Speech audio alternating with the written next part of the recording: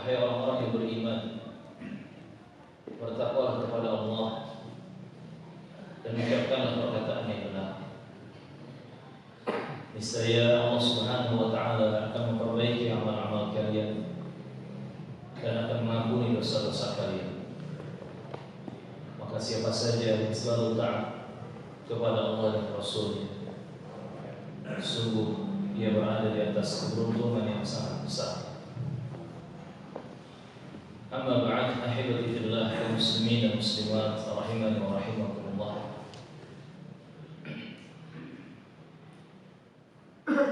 Segala puji hanya bagi Allah Jalla Jalaluhu wa Rabbul Alamin,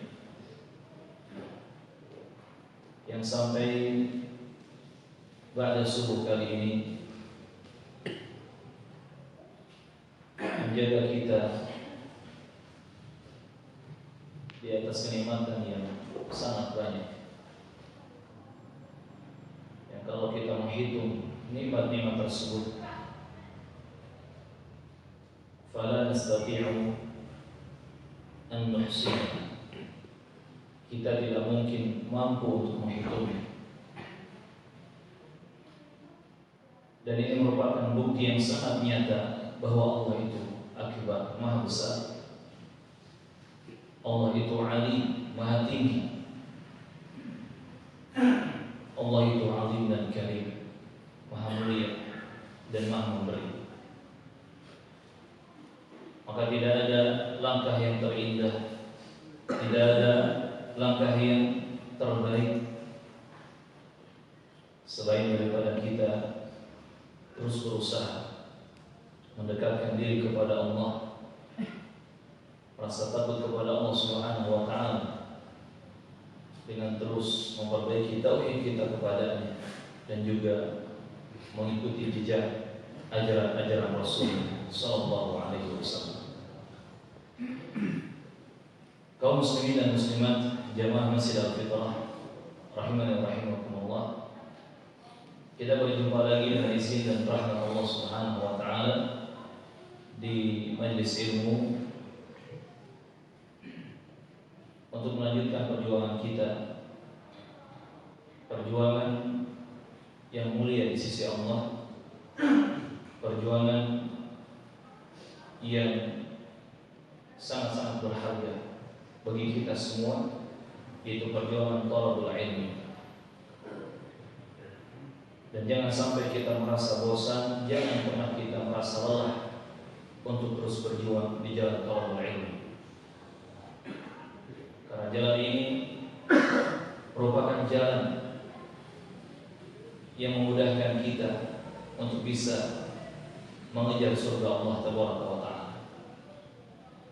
Kata baginda mulia Rasulullah Muhammad sallallahu alaihi wa alihi wasallam, man salaka tariqan yaltamisu fihi ilman sahhalallahu lahu bihi tariqan ila jannah.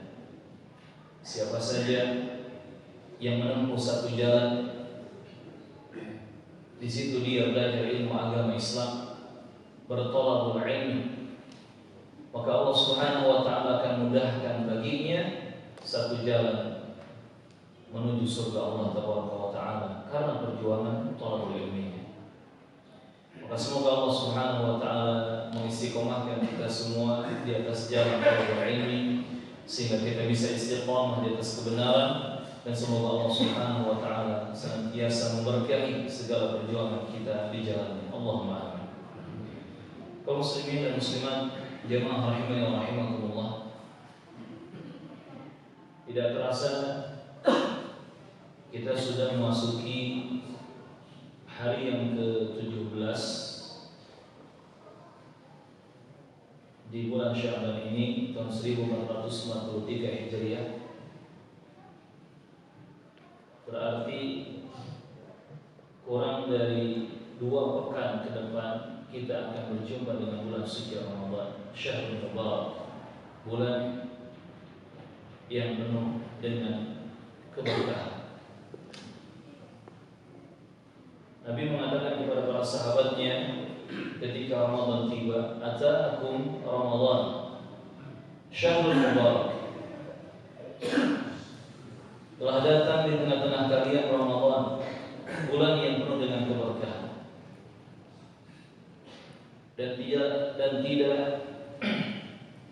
Dan tidak hanya penuh dengan keberkahan, melainkan kata Rasulullah sallallahu alaihi wasallam, di bulan Ramadan juga tuftahu abwabus sama, dibukakan pintu-pintu langit. Dalam satu riwayat disebutkan dibukakan pintu-pintu surga. Dalam satu riwayat juga disebutkan dibukakan pintu-pintu rahmat. Wa tughlaqu abwabul jahim, dan dikunci, ditutup pintu-pintu neraka.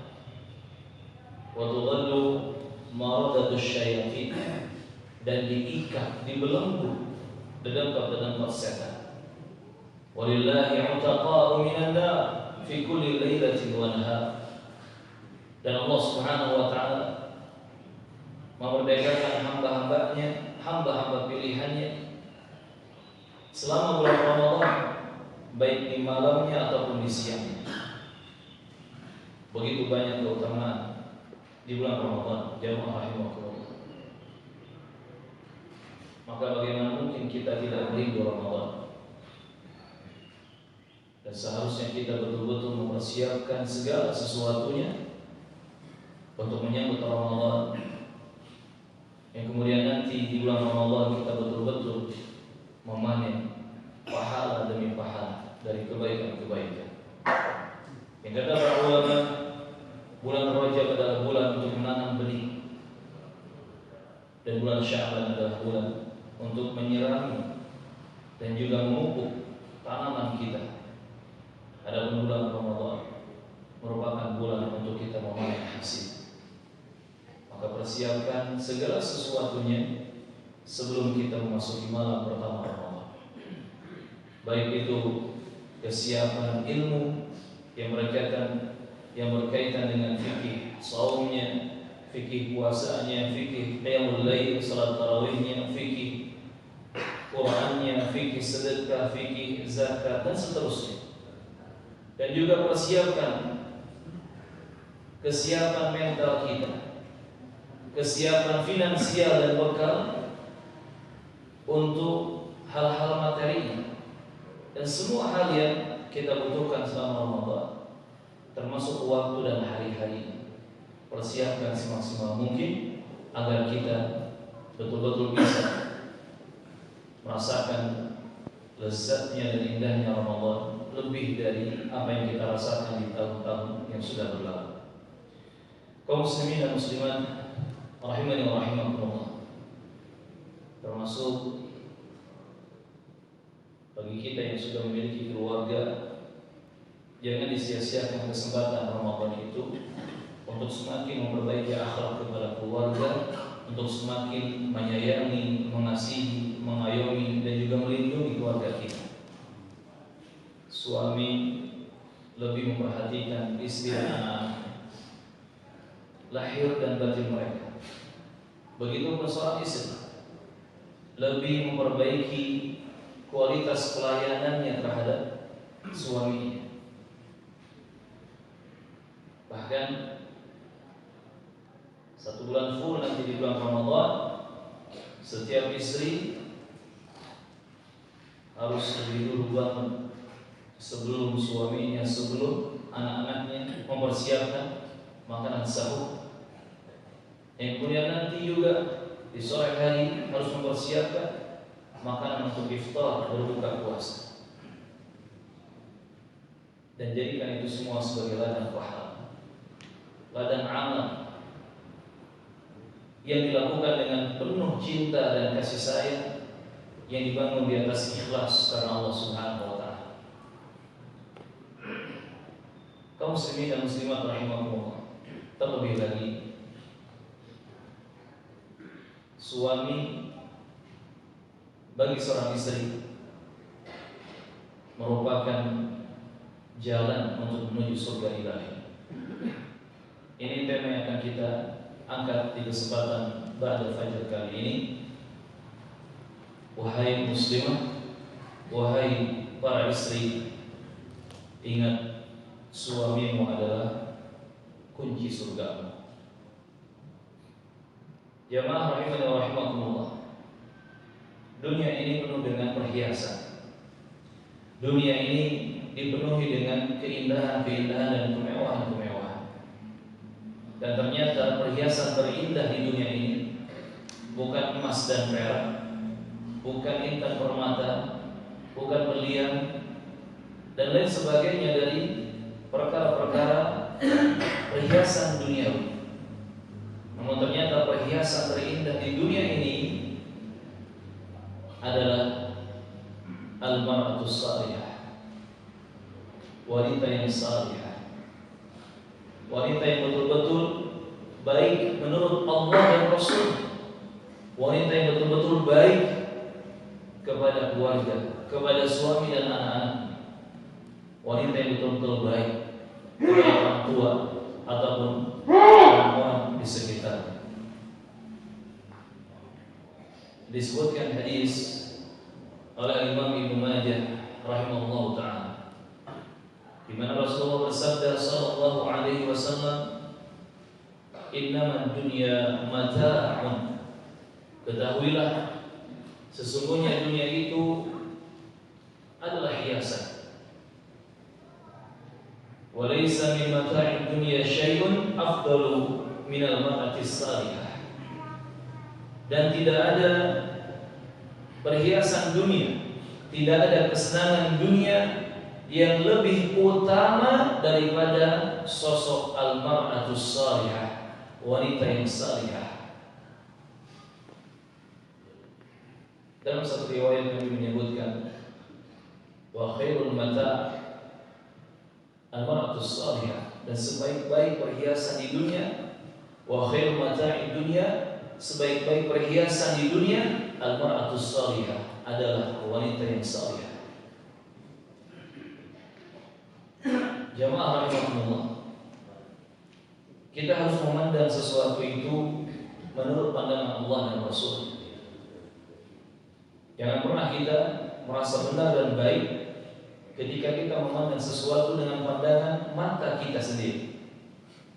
Tetapi lihatlah segala sesuatu, pandanglah segala sesuatu dengan pandangan Allah dan Rasul.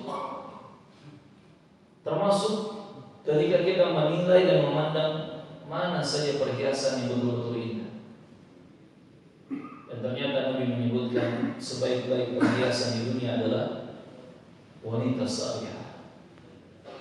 Bukan kendaraan yang mewah, bukan properti yang mewah, bukan perhiasan, bukan outfit, bukan harta benda yang melimpah, tetapi sebaik-baik perhiasan di dunia adalah sosok al-mar'ah as-salihah, wanita yang salihah,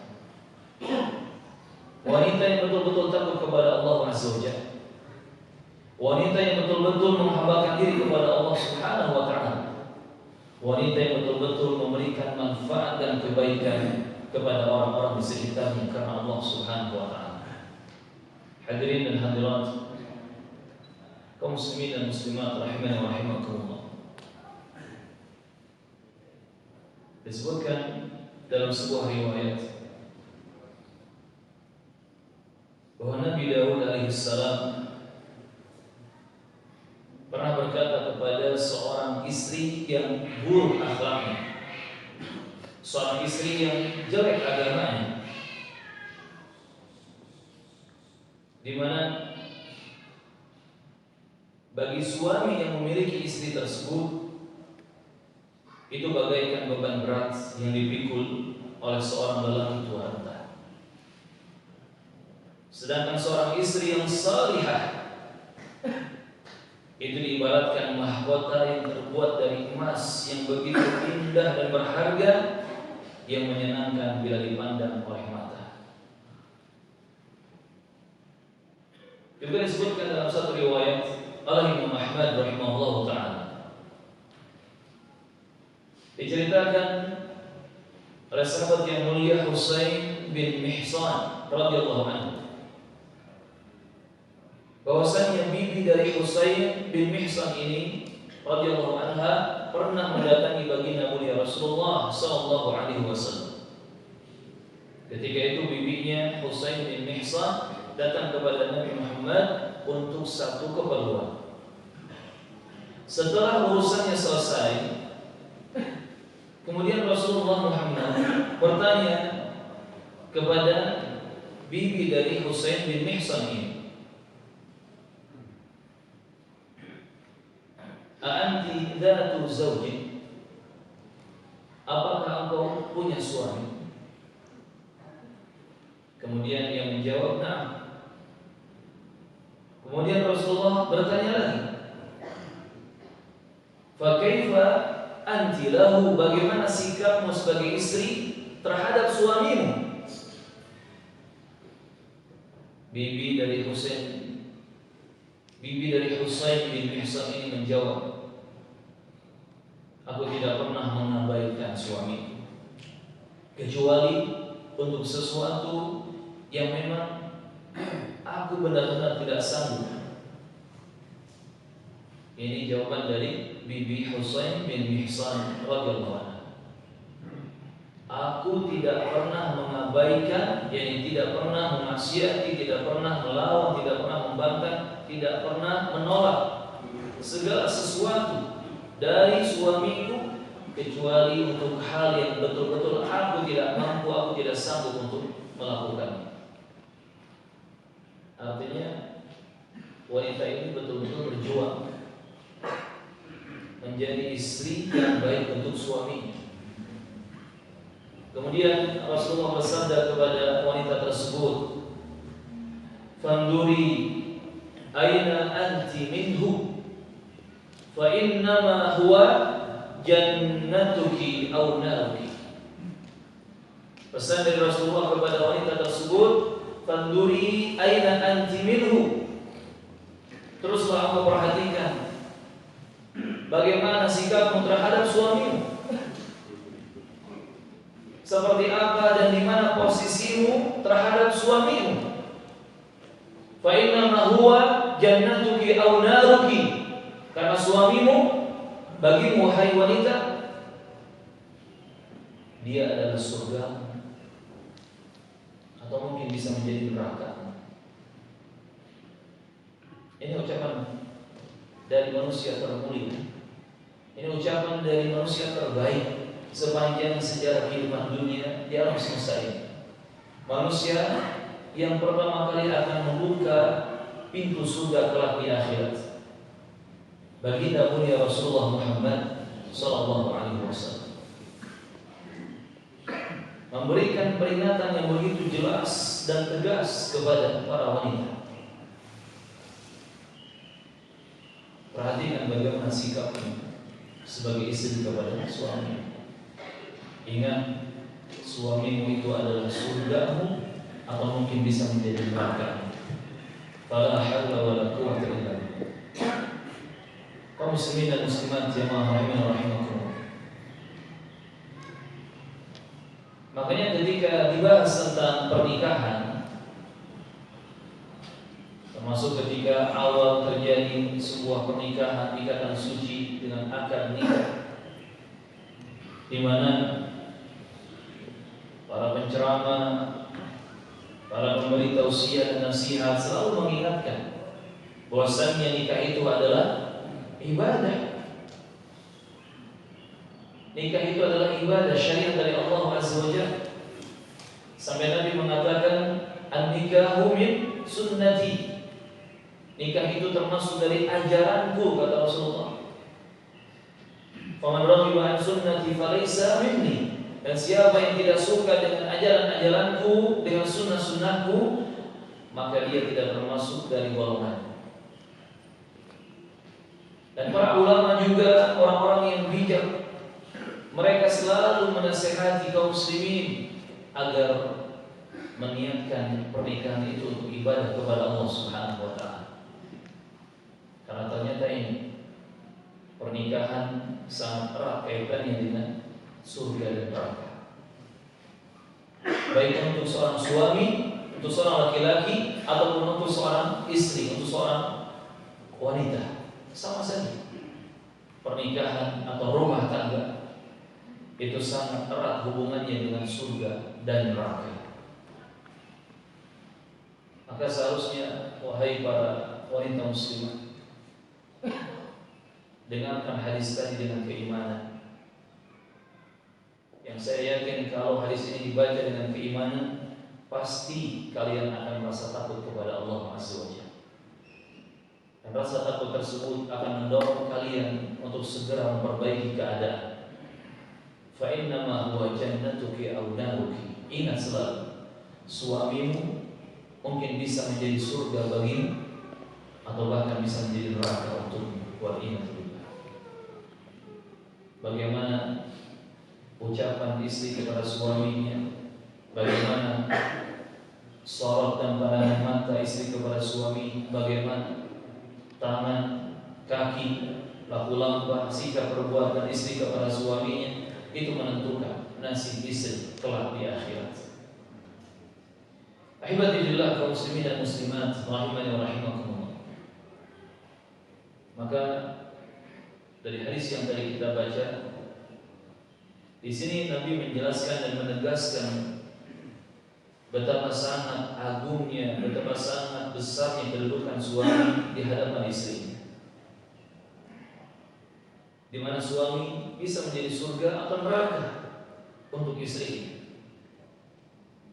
Artinya, bila seorang istri benar-benar berbakti kepada suaminya, maka jannah Allah, surga Allah akan selalu menantinya. Namun sebaliknya, bila seorang istri dia durhaka kepada suaminya, dia tidak taat, dia tidak menurut dalam hal-hal kebaikan, maka dia terancam dengan azab neraka. Jadi kalau kita lihat dari hadis ini, ternyata untuk wanita itu masuk surga dan masuk neraka jalannya sangat mudah. Bagi seorang istri untuk masuk surga atau neraka itu jalannya sangat mudah. Tinggal bagaimana cara dia bersikap terhadap suaminya, itu yang menentukan.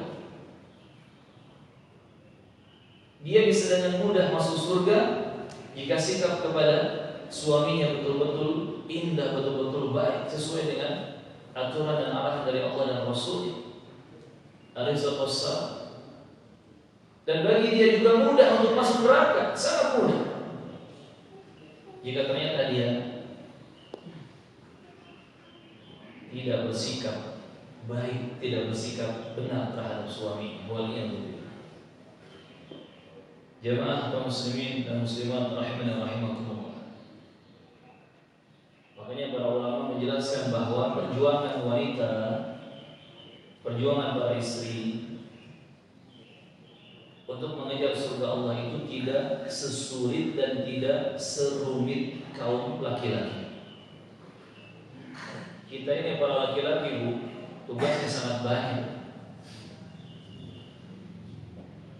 Tidak hanya dibebani untuk melawan panasnya terik matahari, basahnya air hujan, dinginnya angin.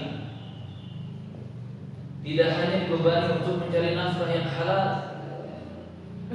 tidak hanya dibebani untuk menjauhkan keluarganya dari kelaparan, dari terbukanya aurat, dari kekurangan ini dan itu. Tetapi kita para laki-laki punya tugas yang sangat besar. Bagaimana caranya kita para laki-laki menyelamatkan keluarga dari ancaman azab neraka? Ar-rijalu qawwamuna 'alan nisa, karena memang Allah menetapkan yang menjadi pemimpin itu adalah laki-laki.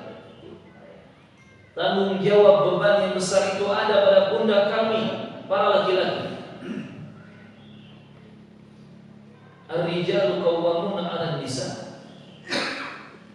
Dan juga Allah menyatakan dengan tegas, ya ayyuhalladzina amanu qu anfusakum wa ahlikum nara. Wahai orang-orang yang beriman, yang didirikan laki-laki terkhusus, jagalah diri kalian dan diri keluarga kalian dari api neraka.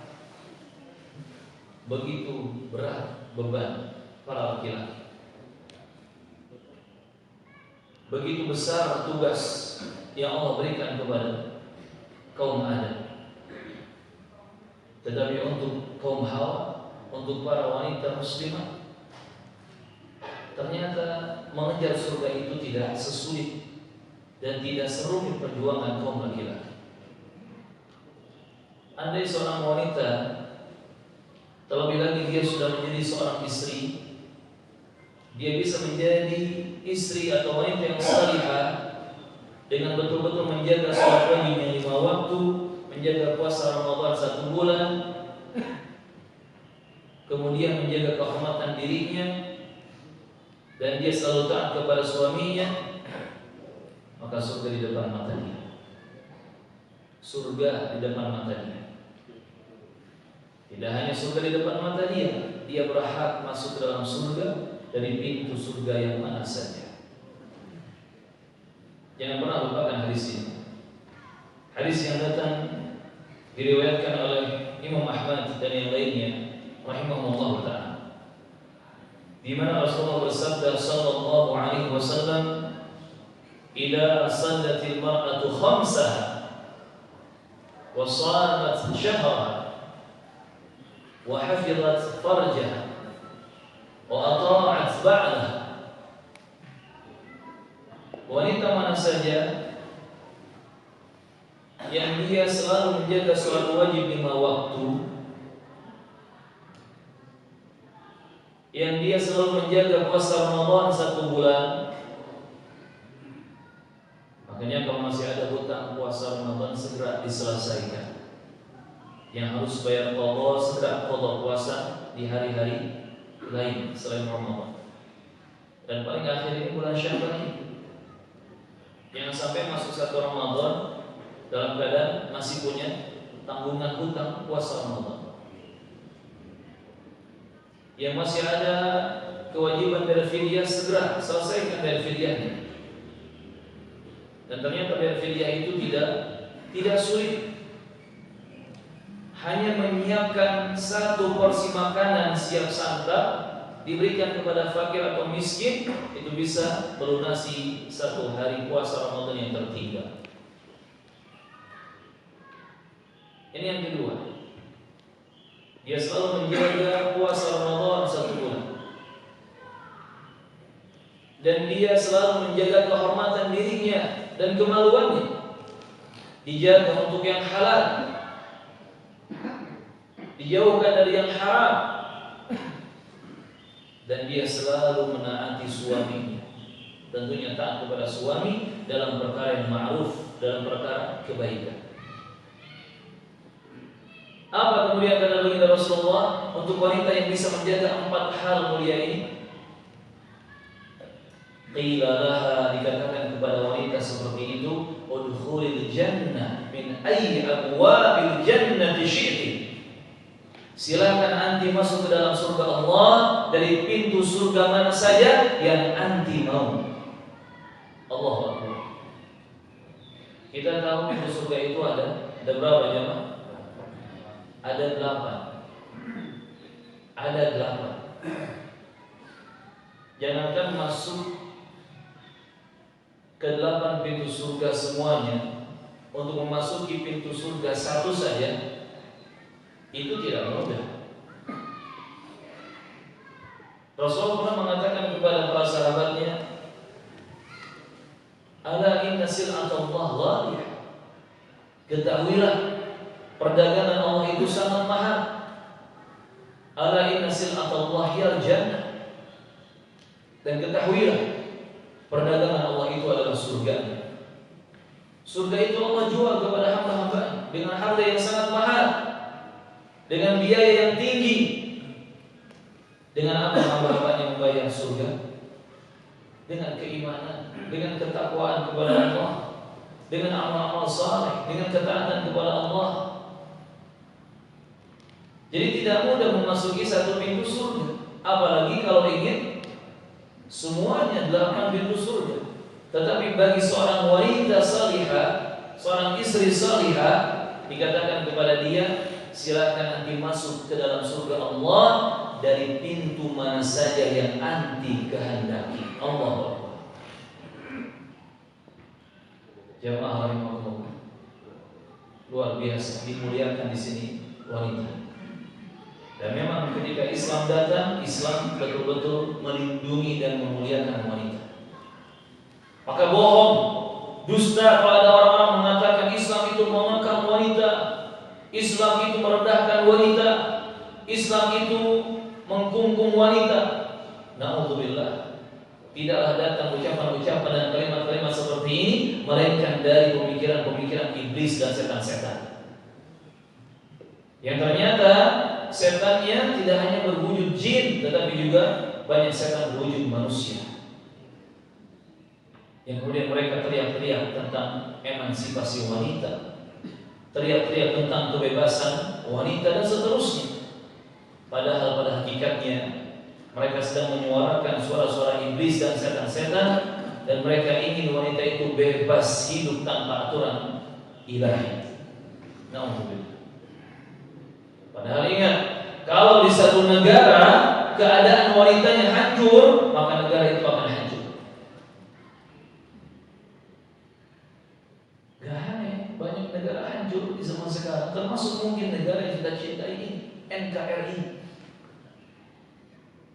Hampir setiap tahun ada masalah baru. Hampir setiap bulan ada saja masalah yang bertambah dan bertambah. Dan kalau kita lihat, ternyata mayoritas wanitanya banyak yang tidak mau mengikuti aturan ilahi. Banyak yang tidak mau diatur dengan aturan Islam yang mulia.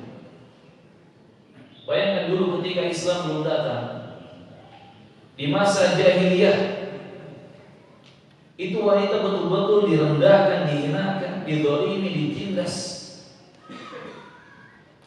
Tidak sedikit anak-anak perempuan yang dikubur hidup-hidup sampai mati di zaman jahiliyah. Bahkan wanita itu seperti piala bergilir, dikelilingkan kepada laki-laki yang banyak, dipakai kemudian dicampakkan.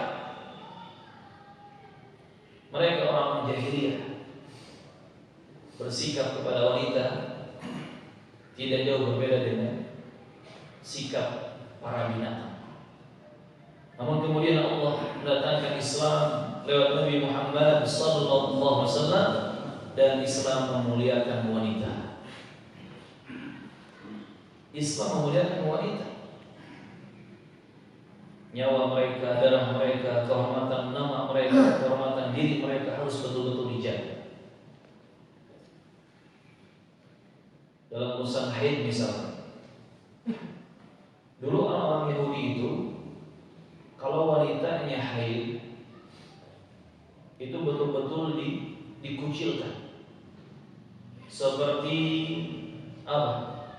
Malingnya kelas kakap ya, dikucilkan, betul-betul ditinggalkan, direndahkan, dihinakan. Tidak boleh ada di satu ruangan yang sama, apalagi bersentuhan, padahal sedang haid. Orang-orang Nasrani ini sebaliknya, mereka tegas. Ketika wanita mereka haid, tetap mereka gauli. Mereka tidak menjauhi darah kotor yang ada pada wanita mereka.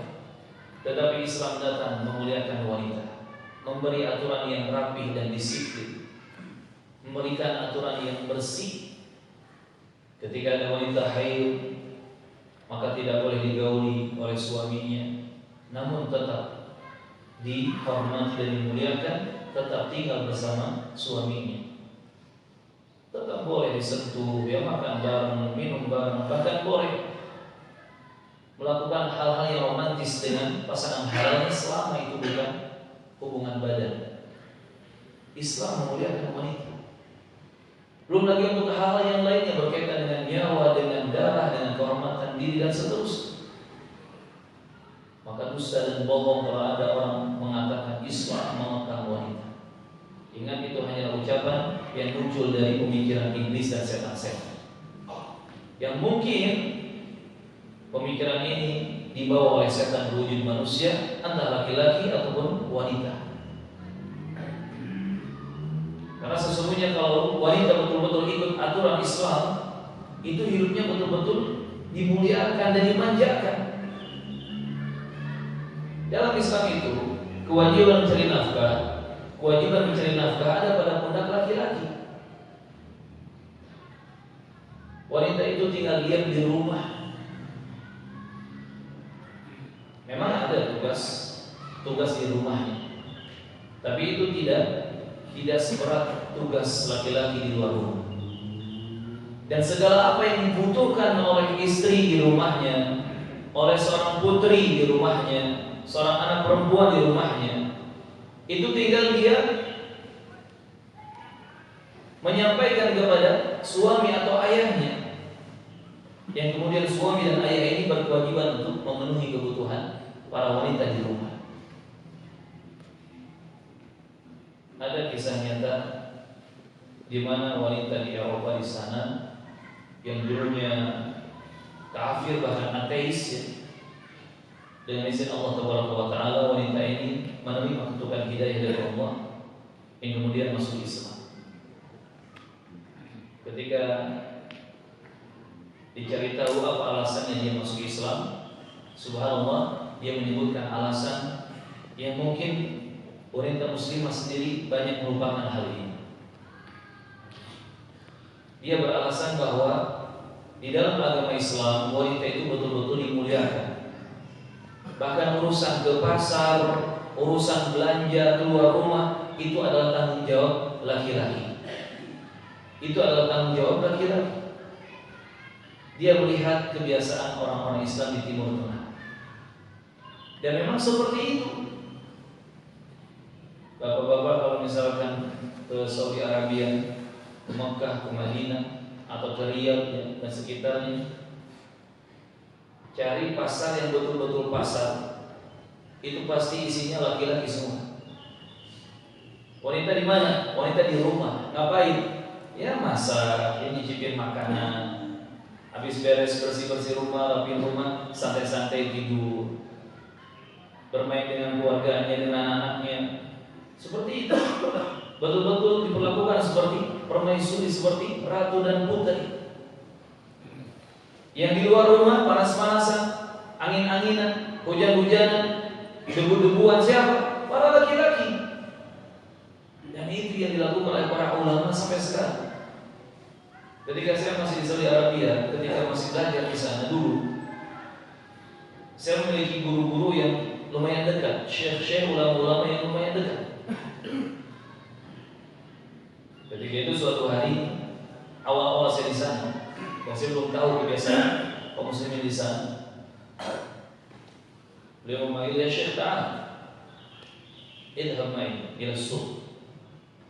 Beliau mengajak untuk pergi ke pasar. Usia Syekh ini sudah 60 lebih ketika itu, dan anak masih usia 20-an. Beliau ngeluarin mobil, ya, nyetir mobil sendiri. Saya duduk di samping beliau, di sebelah kanan, karena setirnya di kiri kan kalau di Saudi.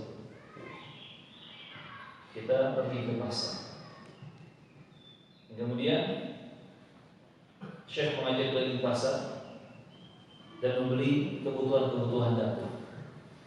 Allahu Akbar. Seorang syekh hafal Al-Quran 30 juz, hafal hadis ratusan hadis, bahkan lebih. Karya ilmiahnya banyak. Seorang ulama besar, bahkan beliau masuk di pengadilan agama, di Majlis Qadha Al-A'la, orang penting di sana.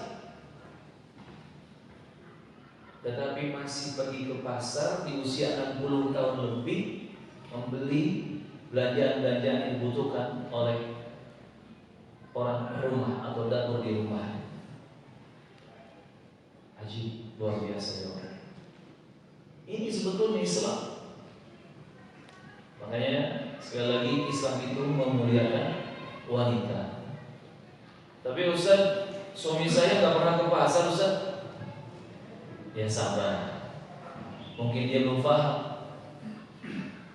Jangan ke pasar, Ustaz. Disuruh ke warung aja, suami ngegerutunya bisa berjam-jam. Ya karena mungkin beda budaya dari awalnya.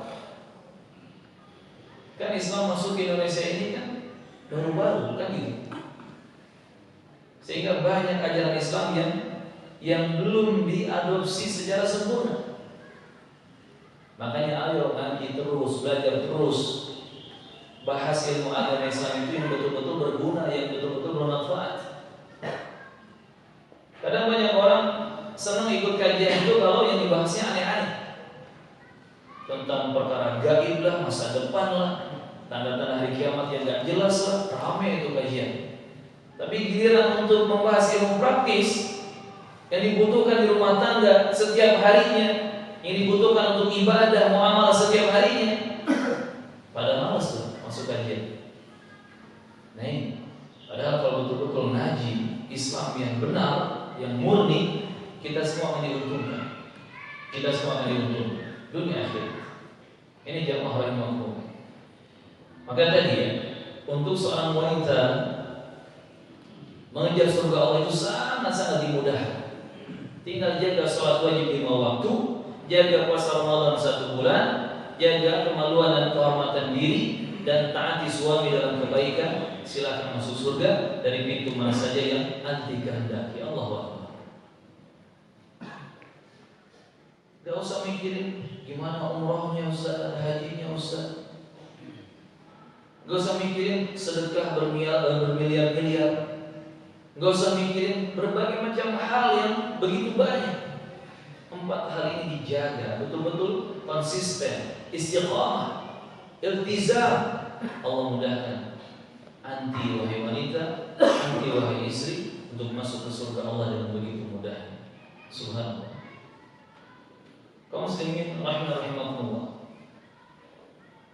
Makanya istri itu memiliki tugas yang betul-betul mulia, di mana harus menjalankan dan menunaikan hak-hak untuk suami. Jadi suami itu harus betul-betul dijaga lahir batinnya. Suami itu betul-betul dijaga lahir batinnya.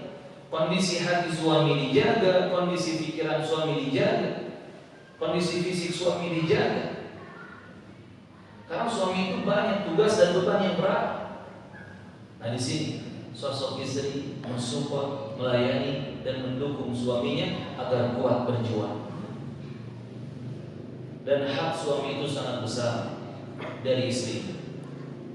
Disebutkan hadis bahwasanya Rasulullah bersabda sallallahu alaihi wasallam, hadis riwayat Ibnu Majah, "Lau amartu ahadan an yasjuda li ahadin."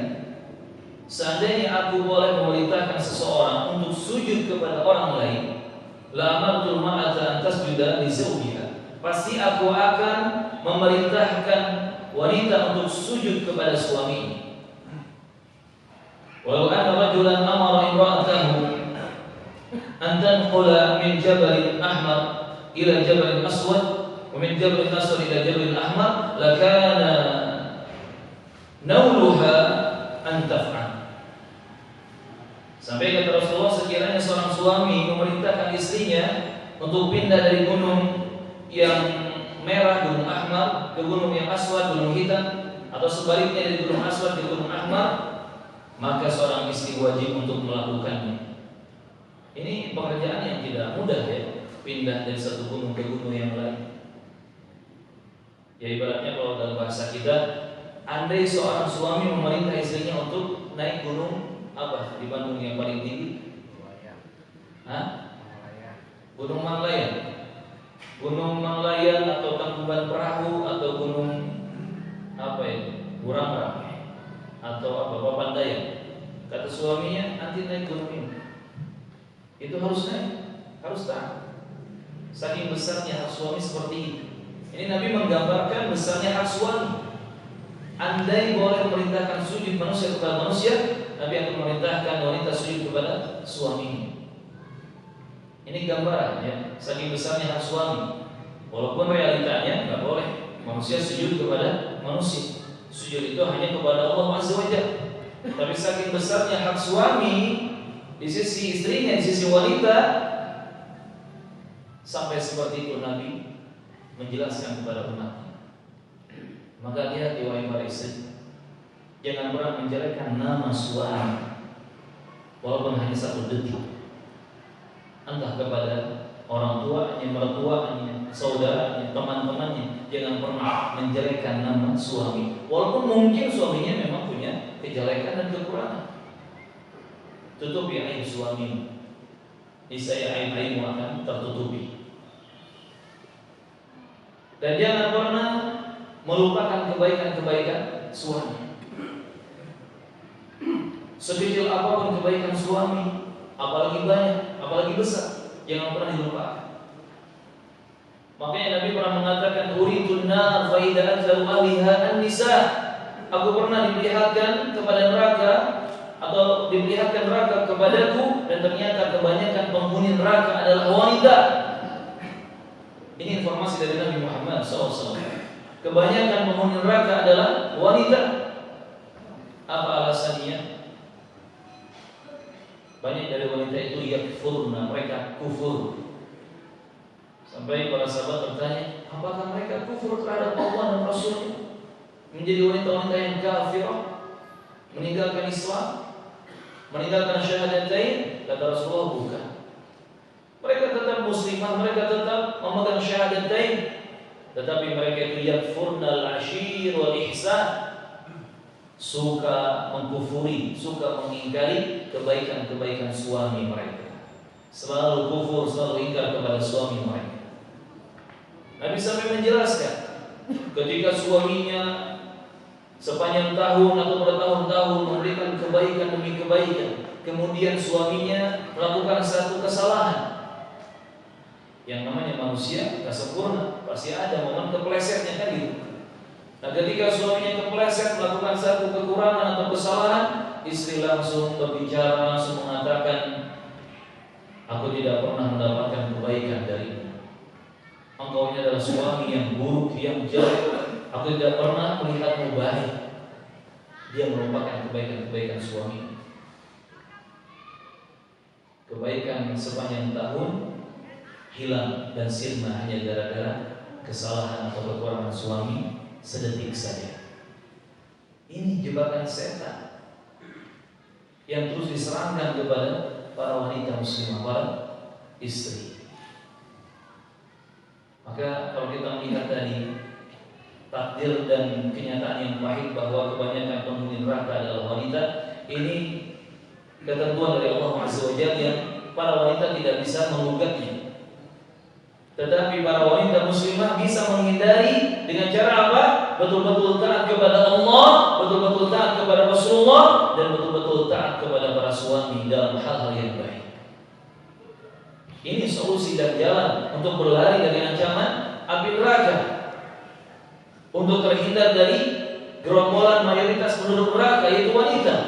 Segera taati Allah dengan ketaatan yang benar, taati Rasulullah dengan ketaatan yang benar, ucapkan sami'na wa ata'na untuk setiap wahyu ilahi dan sabda Nabi, dan segera taati suami dengan ketaatan yang benar. Dan terkadang taatnya istri kepada suami dituntut ada kesabaran yang besar di situ.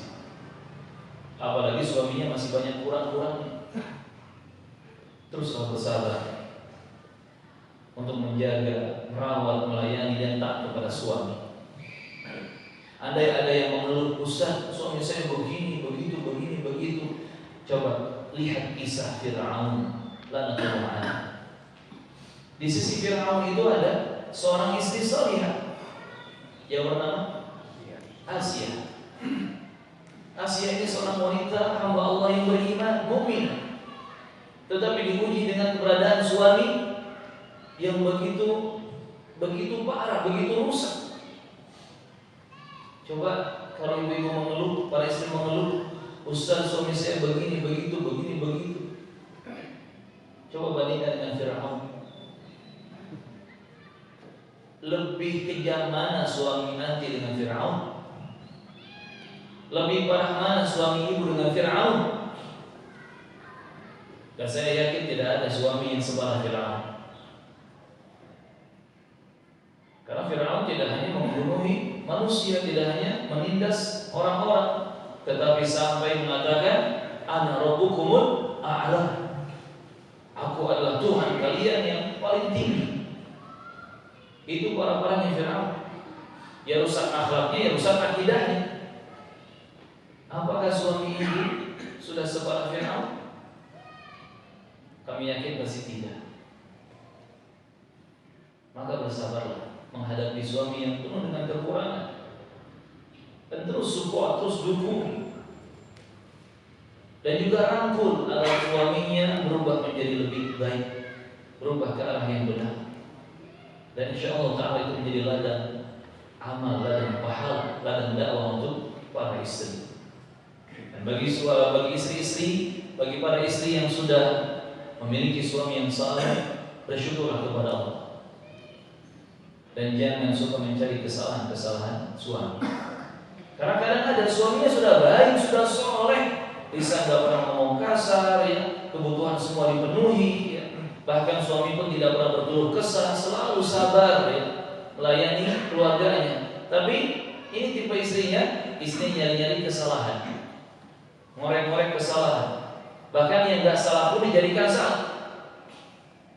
Sampai ada ucapan, ya memang ya, suami itu selalu salah di depan wanita, suami itu selalu salah di mata wanita. Ini kalimat gak ada dalilnya. Ini kalimat gak ada termaktub dalam wahyu ilahi, gak ada. Ini kalimat hanya datang dari pemikiran iblis dan setan-setan. Karena yang salah itu gak cuma suami, istri juga banyak salah. Maka seharusnya suami ketika salah, istri ketika salah, yuk bareng-bareng memperbaiki diri. Bukan saling menyalahkan dan bukan mencap, ya suami selalu salah atau istri selalu salah. Bukan seperti itu. Ayo bareng-bareng kembali kepada aturan Allah dan Rasul, perbaiki segala sesuatunya bersama-sama. Jamaah rahimakumullah. Maka setiap muslim dan muslimah, setiap rumah tangga Islami harus punya visi dan misi, tujuan bahwa harus hidup sehidup sesurga, harus masuk surga sekeluarga. Itu cita-cita rumah tangga Islam. Jamaah rahimani wa rahimakumullah. Dan juga tentang karakter wanita yang salihah, yang betul-betul menjadi perhiasan dunia sebelum menjadi bidadari surga. Dijelaskan dalam sebuah hadis yang lain, hadis riwayat An-Nasa'i, di mana Rasulullah bersabda sallallahu alaihi wasallam, "Ala ukhbirukum birijalikum fil jannah." Aku akan beritahukan kepada kalian tentang laki-laki penghuni surga. An-nabiyyu fil jannah, kata Rasulullah, Nabi Muhammad itu di surga. Was-siddiqu fil jannah, Abu Bakar As-Siddiq itu di surga. Was-syahidu fil jannah, dan asy-syahid juga akan masuk surga. Maksudnya para sahabat yang mati syahid, termasuk umat Islam yang mati syahid, itu berhak masuk surga. Wal mauludu fil jannah, dan bayi yang dilahirkan, maksudnya bayi yang meninggal dunia padahal dia masih bayi, ya, maka itu akan masuk surga. Warajulu yazuru akhahu fi nahiyatil misr la yazuruhu illa lillah, dan seseorang yang mengunjungi atau mendatangi saudaranya di belahan kota, di pelosok kota, yang dia tidak mengunjungi saudaranya kecuali hanya karena Allah Subhanahu wa taala. Fil jannah, orang seperti itu juga akan masuk surga. Jadi di sini Nabi menjelaskan siapa saja laki-laki yang berhak masuk surga. Mulai dari Nabi sendiri, para sahabatnya, Abu Bakar yang menjadi pemimpin As-Siddiq, dan orang-orang yang menjaga kejujuran, termasuk orang-orang yang syahid, ya. Terus sampai pada orang yang beramal saleh, seperti mengunjungi saudaranya karena Allah. Kemudian kata Rasulullah, "Ala ukhbirukum binisaikum fil jannah." Aku akan beritahukan kalian tentang wanita-wanita penghuni surga. Siapa wanita yang berhak menjadi penghuni surga? Kata baginda Rasulullah alaihi wasallam, "Kullu wajudin waludin." Setiap wanita yang wadud itu penuh kasih sayang, penuh cinta dan lemah lembutan. Yang walud itu istri yang dia penyayang kepada anak-anaknya, penyayang kepada keluarga. Walaupun asal arti wanita yang subur, banyak anaknya, tapi nggak cuma banyak anak, dia pun berkasih sayang kepada anak-anaknya, kepada keluarganya.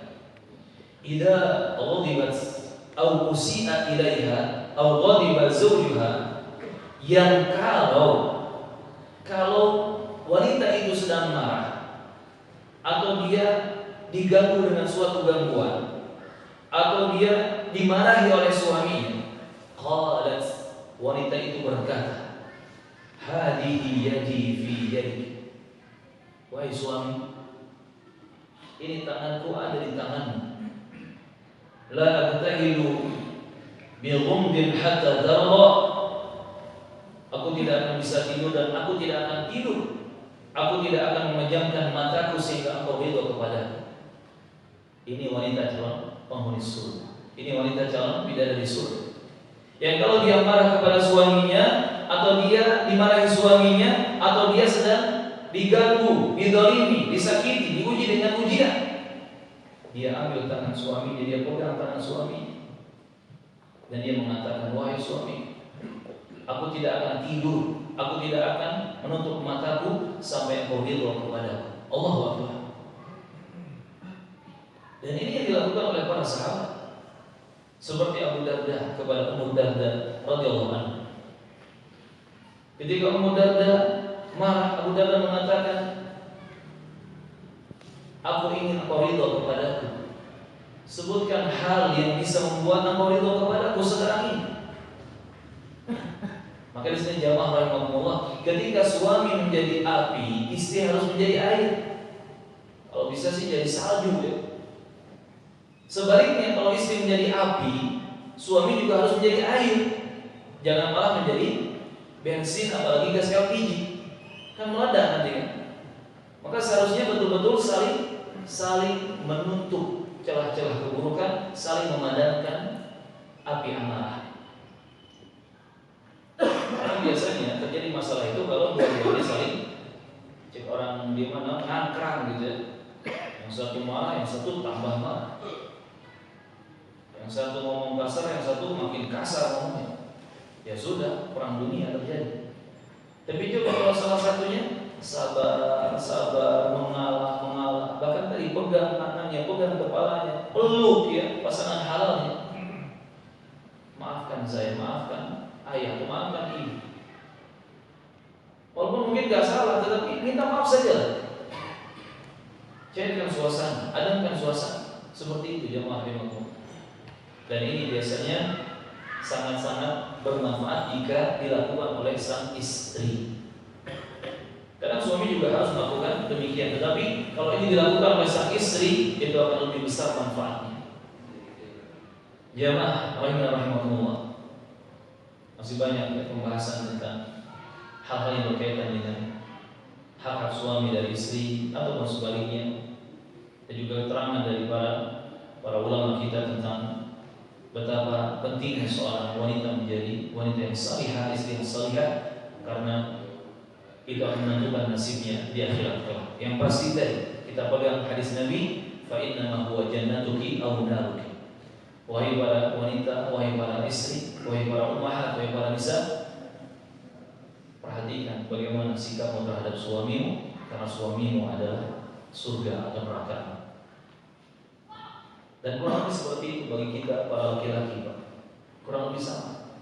Seperti apa sikap kita sebagai ayah, sebagai suami kepada keluarga di rumah, itu juga yang menentukan nasib kita mendapatkan surga atau neraka. Bahkan tugas seorang laki-laki sangat besar, lebih besar. Maka semoga Allah SWT memudahkan kita untuk bisa menata bahtera rumah tangga betul-betul baik di jannati, terasa seperti rumahku surgaku, betul-betul bisa mencapai misi dan visi sehidup sesurga, masuk surga sekeluarga. Allah di depan mata kita ada Ramadan, jadikan momen Ramadan momentum untuk kita memperbaiki rumah tangga bersama-sama. Hadirkan keindahan-keindahan ketika waktu sahur, keindahan-keindahan ketika waktu iftar berbuka, ketika sholat tarawih, ketika berpuasa. Ya, termasuk para suami juga, kalau ada waktu, ya, ada kesempatan, bantu urusan-urusan rumah ya, untuk istrinya. Itu yang Nabi ajarkan, itu yang Nabi lakukan. Nabi itu kalau ada waktu luang, ya, sedang senggang di rumahnya, Nabi membantu istrinya melakukan pekerjaan-pekerjaan rumah. Nabi tambal baju yang sobek sendiri, Nabi perbaiki sandal sepatu yang rusak sendiri. Nabi melakukan pekerjaan-pekerjaan rumah, meringankan beban orang rumah. Nah, ketika Ramadan pun kita para suami ya usahakan seperti itu. Jangan cuma teriak, "Mi, koloknya ya. Mi, gorengannya jangan lupa." Ada gehu, ada bakwan, ada bala-bala, ada apa lagi, cireng. Dia cuma teriak-teriak aja. Gak ada dia ikut ke dapur misalnya. Ya minimal kan masuk ke dapur, ngasih support gitu, ngasih pelukan romantis. Lebih bagusnya ya ikut motong-motong sayur, ikut masak atau apa. Jangan cuma teriak-teriak, kemudian sambil santai tidur-tiduran. Apalagi sampai main game. Ustaz, masa iya bapak-bapak main game? Masih banyak, Pak. Wallahi masih banyak. Saya pernah datang di Bandung Timur sana beberapa pekan ke belakang mau ngisi kajian subuh.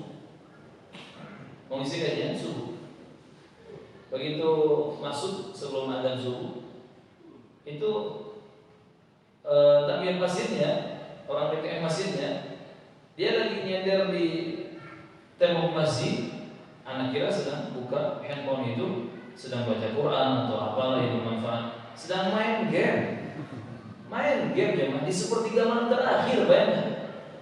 Mungkin dia pikir apa itu kemenangannya lebih berkah atau gimana? Sepertiga malam terakhir main game di masjid. Kelihatan jelas itu ada game yang taman besar di situ ya, ada orang digerak-gerakin, entah ngapain. Terjadi. Bahkan di satu kesempatan yang lain, Anda juga pernah menemui di masjid juga. Kalau dilihat dari penampilan fisiknya, tampangnya, ini harusnya udah banyak istighfar lah gitu ya. Harusnya udah banyak istighfar, udah kelihatan bebannya banyak dan seterusnya. Tapi lagi sibuk apa? Main itu game bola-bolaan jadi sambung-sambung. La haula wala quwwata illa billah. Saya mikir kok sedahsyat ini ya fitnah zaman sekarang. Kalau kakeknya main game di masjid, gimana cucunya? Ya kan? Kalau suaminya main game di masjid, gimana istrinya?